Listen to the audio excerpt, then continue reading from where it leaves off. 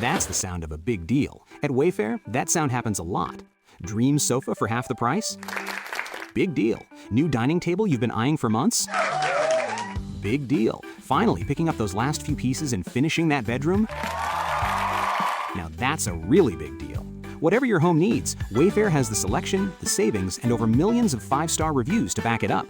Shop Wayfair.com today before someone else snags your big deal. Wayfair, every style, every home. Are there ways to use social media to grow your know, like, and trust factor as well as your engagement? There sure are. Stay tuned and find out. Welcome. Okay, here's the question. Serious? How are we dark horses? You know, the ones everyone is betting against, the ones they don't expect to win, place, or even show on the track, and they'll even laugh on us when we talk about trying. How do we show the world our greatness and triumph? Come on. Well, that's the question, and this podcast will give you the answers. Let's go. This is The Dark Horse Entrepreneur. My name is Tracy Brinkman. And push it out. Hello, my Dark Horse friends and family. Welcome back to your daily dose of social media learning. I'm your Dark Horse host, Tracy Brinkman, and you? Well, that's infinitely more important. You are a driven entrepreneur or one in the making. Either way, you're here because you're ready to start, restart, kickstart, or just start leveling up with some great marketing, personal or business tips and results in order to build that beautiful business of yours into the empire it absolutely deserves to be. And that's why I'm here hitting you with another daily success episode on the Dark Horse Entrepreneur as we dive deep into success with actionable tips, advice, and steps designed to help you level up your game, because as we already know, there are no shortcuts to success except for taking those little steps toward your goal every single day. All right, so yesterday, Jess got us started off on the social media trend. I figured we'd spend some time this week and continue the conversation in the same arena because, you know, I don't think there's a better time or place to advertise your business online to find clients from around the world and grow your brand and grow your authority and grow your expertise, right? And with the help of social media, your brand, your name, your products, and your services could literally be exposed to thousands, hundreds of thousands of people around the world in seconds. Now, as Jess was telling us yesterday, you know, growing our audience is important, right? And there are some scammers out there, so we want to be careful. Now, growing your audience can be easy, yet there's a number of people out there that just don't know how to grow the right way to bring those clients and sales and much needed business, right? So social media, let's level set here. Social media is not the place for a monologue with yourself, right? It's not the place to do a monologue with your business. It's not the place to show off your selfies or your beautiful lifestyle. Social media is a place where you can build deeper connections. And to do that, you're going to need a proper dialogue with your tribe. Wait a minute, Tracy. What do you mean dialogue? Dialogue, that means two ways. I mean, how am I going to have a dialogue? Look, here's the thing, right? You can, it's called social media, right? You've heard me mention that a few times. So social media is really about interacting. It's about having a dialogue. I know you can't see the other person. You may not know where they're coming from. You may not even have ever physically met them, right? But you're still connecting with them via the content that you're sharing. And then you want to interact back and forth. So I want to share some advice on how to create that dialogue versus a monologue, which is going to help you build that know, like, and trust factor as well as the engagement on your social media, which when you build engagement on your social media, the platform's algorithm will help show that engaged content to more people and get you exposed to even more folks for you to engage with. So it's kind of like this awesome self-serving circle, right? Tip number one, and this really should be a no-brainer, but because I see so many people out there doing monologue content, I have been guilty of this in the past, and it still happens on occasion. But tip number one, you need to be interested in your audience in order to make connections. You didn't hear me say be interesting to your audience. You need to be interested in your audience. And to do that, I think one of the greatest ways to do that is to, poll your audience I'll say now and again, but poll them very often. Every other week, every week, ask them a question, get their opinion on something. And when they answer, reply.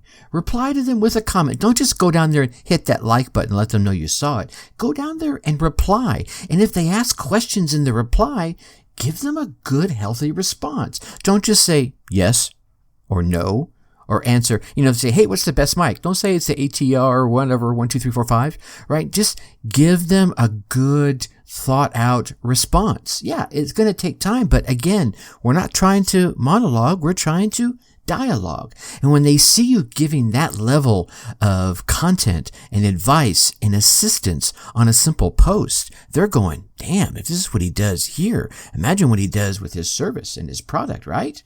Plus, when you're replying like this, you're showing that you care. You do care, right? And, I'm going to move this right into tip number 2. Bring your audience into the content. And one of the great ways to do this is to share stories, share a for instance story. And then in that for instance story, ask a simple question like, hey, has this ever happened to you? Or have you ever felt like, and share your example, or I just had this experience, and then you can share the experience and then ask them a question. Has that ever happened to you? Here recently, I've been involved in a 30-day Facebook Live challenge where we're going live in the challenge once a day. And the gentleman running the challenge, Coach Corey, amazing guy, check him out, gives us a topic and then we share. And I went in there and I shared something really vulnerable that I had happen with me earlier in the day, where I had an experience with my daughter and it made me cry. And the feedback I got from that share, right? I went ahead and I said, okay, I'm going to roll the dice and I'm going to be open here. The feedback I got from that was amazing. Have you ever engaged with that kind of content with your audience? See, there I am doing the very thing I'm advising you to do. You're going to have to be open. You're going to have to be willing to expose your ugly side, the good, the bad, the ugly, right? Just share it all. Whatever. Hey, if they don't like you, they'll move on anyway. You don't know who they are. Who cares? And if they do like you, now they feel that connection. You resonate with them, right? Now they're going to potentially step right on in to your tribe. Now, thought number 3, or tip number 3, whichever you want to call it, make them feel important. They are important. I think what I'm trying to get at here is, while you're trying to be the expert or I call it the subject matter expert at your level, right? And, your tribe is going to be at your level or lower. And there may be some folks that are higher you, but they're still trying to hone their skills. But you want them to feel important as well. So do things like, if you're going to be coming out with a new challenge, ask them what you think you should call it. Hey, here's a couple ideas I have for my new course I'm ready to come out, A, B, or C. Which one would you pick? Or, even give them the opportunity to name it themselves. You may come up with this beautiful name that you would have never thought of. And the very people who you'll be marketing this new product to have now become a part of it. They've almost bought in as a result of that. And they love to help. Your audience will feel so happy that they helped you as a part of your decision-making process. You've helped them in the decision-making process of potentially buying from you. They're like, oh, this dude's willing to solicit my advice? That's awesome. Now, I'm not asking you to go out there and solicit their advice on things where you're supposed to be the expert. I'm asking you, how to solicit their advice on things that you think are important to them, right? Or that are important to them. The minute you go out there and start soliciting them advice on something you're supposed to be the expert on, yeah, they're going to think, well, aren't you supposed to be the expert? Okay, right, there you go. And I'm going to leave this last little tip here for you. I don't have this in my notes, my little bullet points here, but engage frequently, right? I think that's one of the biggest experiences I had of late is, I would get up there maybe once or twice a week and Yeah, I'd get some engagement, but it wasn't enough for the algorithms and for the people I'm trying to connect with to feel the connection. So now I'm up there, at least once a day, either in a post or in a live or sharing some sort of content or going out there. And this is the other side of it, going out there to their content and saying, engaging with it there, doing the likes, doing the loves, posting some comments, going into their Facebook groups and dropping value. Again, this is a dialogue. It's a two-way street, so when they see you coming on and engaging with them, then the reciprocity might come out and they'll come in and engage with you. So, apply these steps and get out there. And I'm willing to bet you'll notice a noticeable rise in your engagement, right? And consequently, there'll be more awareness around you, around your brand, and around your products and services, right? So caring is sharing, ladies and gentlemen. So when your audience sees that you care, they will stick around and they will share. All right? My Dark Horse friends and family. Now, tomorrow, we're going to chat about some of the causes of conflict on social media and some advice on how to handle that conflict. All right. Now, I know you want to keep getting all these daily success tips as well as the interviews you heard yesterday from Jess. And if you didn't hear Jess's interview yesterday, go back there and listen to episode 87 as she dropped some amazing social media bombs on us. But I know you want to keep getting all these daily success tips, so go on down there and smash that subscribe button. While you're there, drop us a 5-star rating.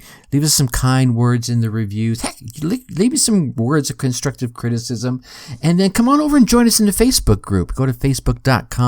In that search bar up there, type Dark Horse Tribe in the search bar and press enter, and you should see us right there at the top. If for some reason that's not working, go to your favorite web browser, type in darkhorseschooling.com /Dark Horse Tribe, all one word, press enter, and that will bring you right there into the group. Click that join button, and I look forward to meeting with you and engaging with you in the group. All right, there. You get out there. You run your race. You get your results. Come on to the Facebook group and let me hear about them. Until tomorrow, think successfully and take action. Thank you for listening to the Dark Horse Entrepreneur Podcast. Thanks for tuning in. Check us out at www.darkhorseschooling.com. All right. My name is Tracy Brinkman.